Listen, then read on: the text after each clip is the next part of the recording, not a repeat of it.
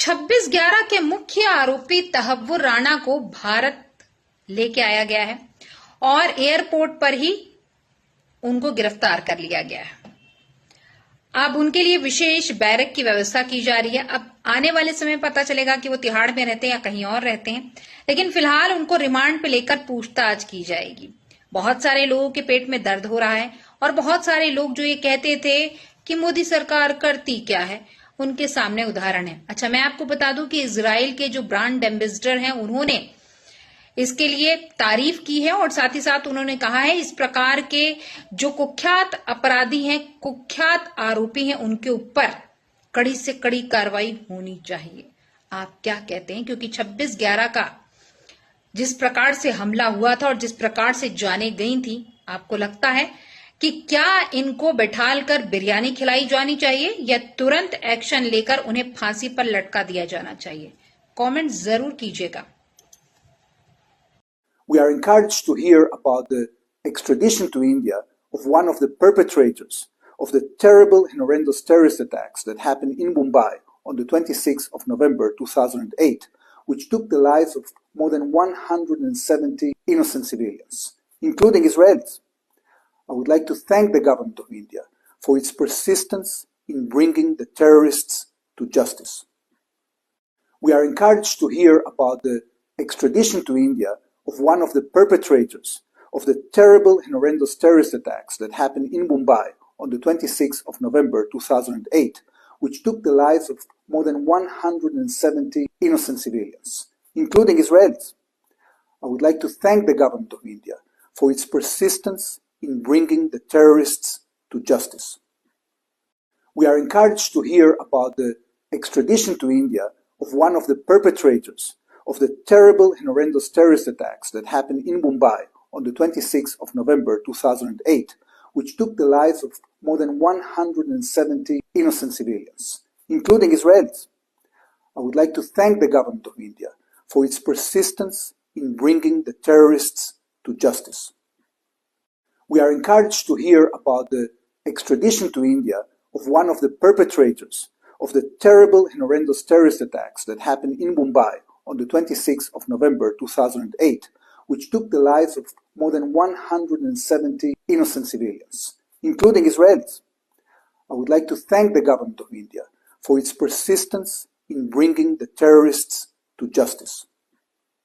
We are encouraged to hear about the extradition to India of one of the perpetrators of the terrible and horrendous terrorist attacks that happened in Mumbai on the 26th of November 2008, which took the lives of more than 170 innocent civilians, including Israelis. I would like to thank the government of India for its persistence in bringing the terrorists to justice. We are encouraged to hear about the extradition to India of one of the perpetrators of the terrible and horrendous terrorist attacks that happened in Mumbai on the 26th of November 2008, which took the lives of more than 170 innocent civilians, including Israelis. I would like to thank the government of India for its persistence in bringing the terrorists to justice. We are encouraged to hear about the extradition to India of one of the Congress सरकार के समय हम जिस hotel में खड़े हैं, यहीं पर आतंकवादियों ने हमला किया था। ये होटल पे लोगों की जान गई थी, लेकिन कांग्रेस की सरकार ने कुछ किया नहीं आरोपियों के ऊपर सख्त सजा दिलाने के लिए, बल्कि जो पकड़ा गया था कसम उसको भी बिरयानी खिलाते थे। ये मोदी जी का दृढ़ संकल्प था कि जिन लोगों ने हमारी देश पर आंख उठाई उनको सख्त से सख्त सजा मिले, और आज हर भारतवासी को गर्व है मोदी जी पर। विशेषकर हम सब मुंबई कर कृतज्ञ हैं मोदी जी के कि ऐसे लोग जिन्होंने हमारे देश के ऊपर हिंसक आक्रामक हमला किया था, उनको हम भारत के धरती पर भारत के कानून के अंतर्गत सजा दिलाएंगे। कांग्रेस सरकार के समय हम जिस होटल में खड़े हैं, यहीं पर आतंकवादियों ने हमला किया था। ये होटल पे लोगों की जान गई थी, लेकिन कांग्रेस की सरकार ने कुछ किया नहीं आरोपियों के ऊपर सख्त सजा दिलाने के लिए, बल्कि जो पकड़ा गया था कसम उसको भी बिरयानी खिलाते थे। ये मोदी जी का दृढ़ संकल्प था कि जिन लोगों ने हमारी देश पर आंख उठाई उनको सख्त से सख्त सजा मिले।